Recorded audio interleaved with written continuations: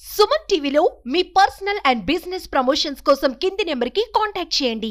ఇవాళ ఏదైతే రాహుల్ గాంధీ అసలు స్వరూపం నిన్న జార్జ్ టౌన్ యూనివర్సిటీ వాషింగ్టన్ డీసీలో ఏదైతే విద్యార్థులను ఉద్దేశించి మాట్లాడే సందర్భంలో ఈ దేశంలో రిజర్వేషన్లు అంచెలంచెలుగా తొలగిస్తాను అని చెప్పిన తీరు యావత్ భారతదేశంలో బడుగు బలహీన వర్గాలతో పాటు సభ్య సమాజం సిగ్గుతో తలకుంచుకునే పరిస్థితి ఏర్పడింది.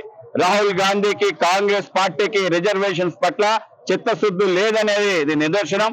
గతంలో అనేక సార్లు జవహర్లాల్ నెహ్రూ నుంచి రాహుల్ గాంధీ వరకు అందరూ కూడా రిజర్వేషన్ వ్యతిరేకంగా మాట్లాడిన తీరే.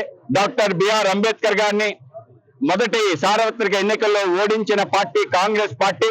దాని తర్వాత ఎప్పుడు ఆయన నించున్నా కూడా ఓడించిన పార్టీ కాంగ్రెస్ పార్టీ. అంబేద్కర్ గారు ఏవైతే రిజర్వేషన్ ప్రతిపాదించారో దాని వ్యతిరేకంగా కూడా జవహర్లాల్ నెహ్రూ మాట్లాడటం జరిగింది.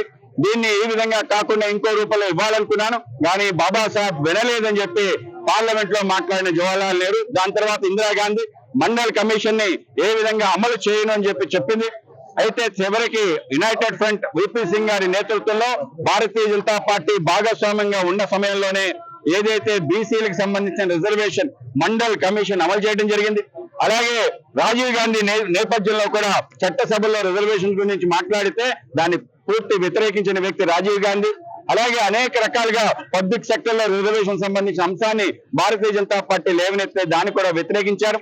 ఇప్పుడు తీవ్రంగా రాహుల్ గాంధీ ఏదైతే ఉన్నాడో వాళ్ళ యొక్క నిజ స్వరూపం బయట పెట్టడం జరిగింది. ఇవాళ అంబేద్కర్ కి వ్యతిరేకంగా పనిచేసిన కాంగ్రెస్ పార్టీ రాహుల్ గాంధీ గారు ఇంకొక రూపంలో ముందుకొచ్చి భారతదేశం పరువు విదేశాల్లో తీసే విధంగా రిజర్వేషన్స్ వ్యతిరేకంగా మాట్లాడడాన్ని మేము తీవ్రంగా ఖండిస్తున్నాం. కేవలం అదే కాదు, భారతదేశం 3వ ఆర్థిక శక్తిగా అవుతుంది అన్నారు. అది నిజమేమో కానీ భారతదేశ ఆర్థిక పరిస్థితి పాకిస్తాన్ బంగ్లాదేశ్ కన్నా దారుణంగా ఉందని దేశ వ్యతిరేక మాటలు మాట్లాడటం, మన ప్రధానమంత్రి నరేంద్ర మోడీ గారి గురించి అనుచిత వ్యాఖ్యలు చేయటం, వీటన్నిటిని కూడా మేము తీవ్రంగా ఖండిస్తున్నాం.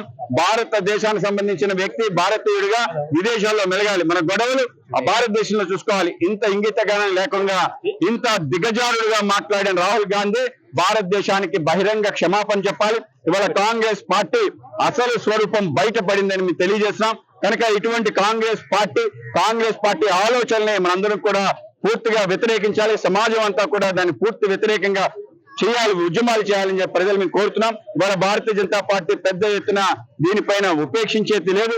లేనిపోని మాటలు చెప్పి గత ఎన్నికల్లో అనేక రకాల ఫేక్ వీడియోస్ ని సర్క్యులేట్ చేసిన రాజీవ్ గాంధీ అండ్ కోకి అలాగే ఇండి కూటమికి తీవ్ర హెచ్చరిక తెలియజేసే విధంగా ఇవాళ మీ అసలు స్వరూపం బయటపడిందని తెలియజేస్తున్నాం.